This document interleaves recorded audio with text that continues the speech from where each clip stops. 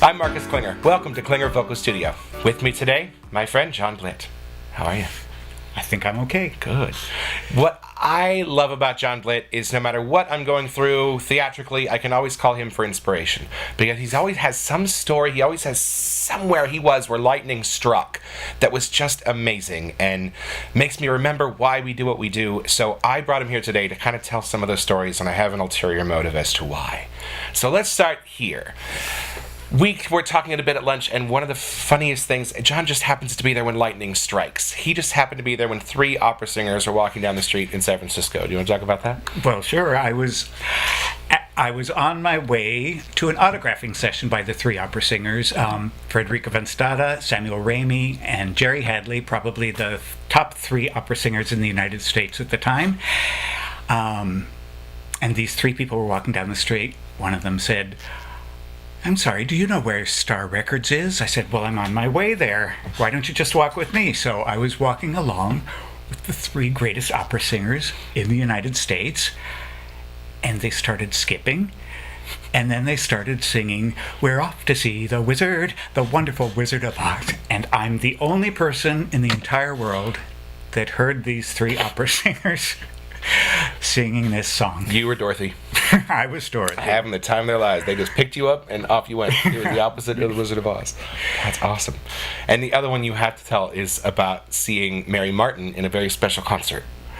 First of all, who was Mary Martin? Let's back up a little bit. Who is Mary Martin? Mary Martin has actually been part of my life since the very beginning.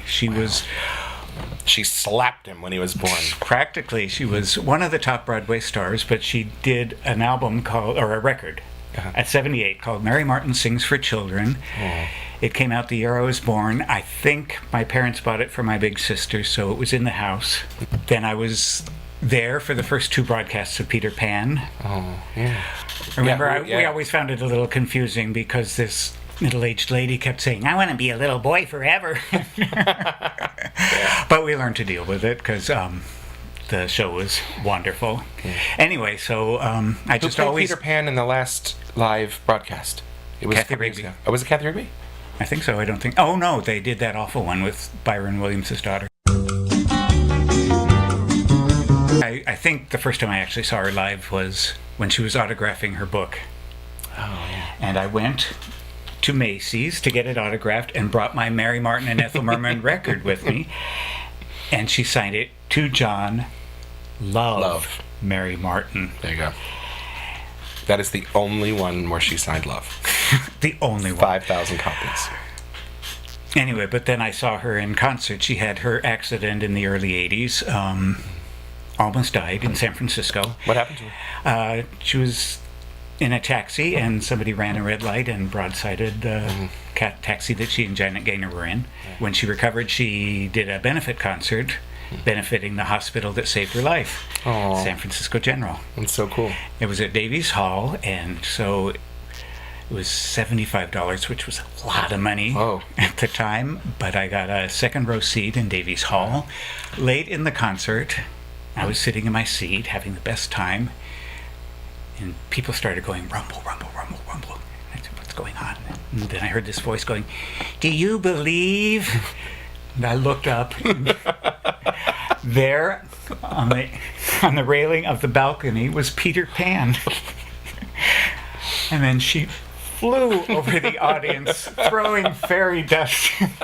And how old was she? She was 70ish, I think. She had borrowed her costume back from the Smithsonian, still fitted. Of course she did. It had been her dream to fly over the audience, and they didn't have the technology when she was doing Peter Pan, so it was such a happy moment for her, and I couldn't move. It's in this part in our conversation today where we started to realize what the common thread was. These are people that are having the time of their lives. She called the Smithsonian to get her costume out so she could fly over the audience one last time. These are people that are having the time of their lives. And these are some of the moments that we are drawn to. Mm-hmm. I don't know. What do you think when you're on stage? John Blytt is a Shelley Artie Award winner to start the list in his own right. What do you do when you're out there? I do what I can. I don't know. going out on stage is a magical thing. Yeah. So sometimes I don't want to be there until I am. Interesting. And then you wouldn't trade it for anything. That's right. Wow. So going backstage going, I don't want to do this, I don't want to do this. Here I am. And you mentioned you watched that happen to Ethel Merman as she That's took right. the stage. Yeah, when I saw Ethel Merman in concert. Of course, I had first met her at Macy's signing her book. When I was doing a lot of research on Ethel Merman, I ran across a story that said she would never sign anything unless she was...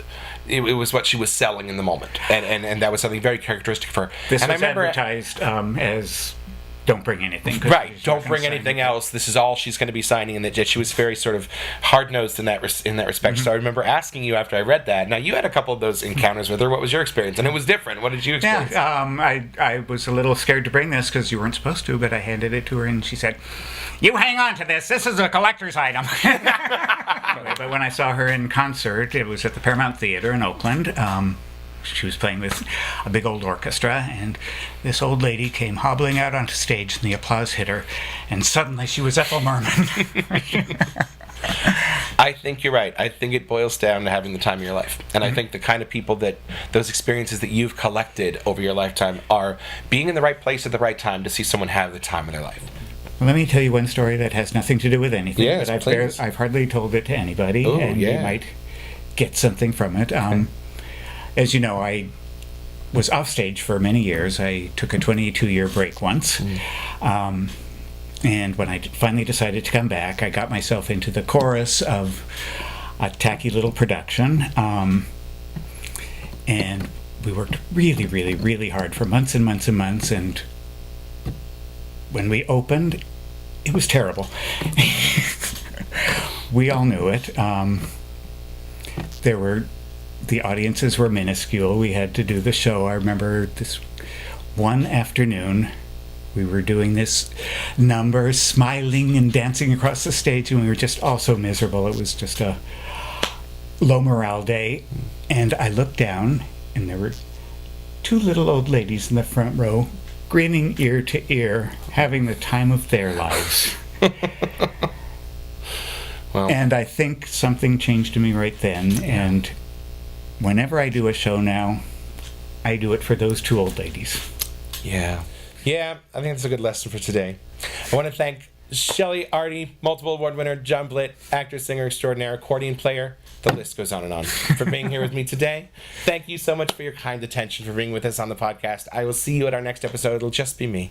Thanks, guys. Have fun. See you next time. Bye-bye.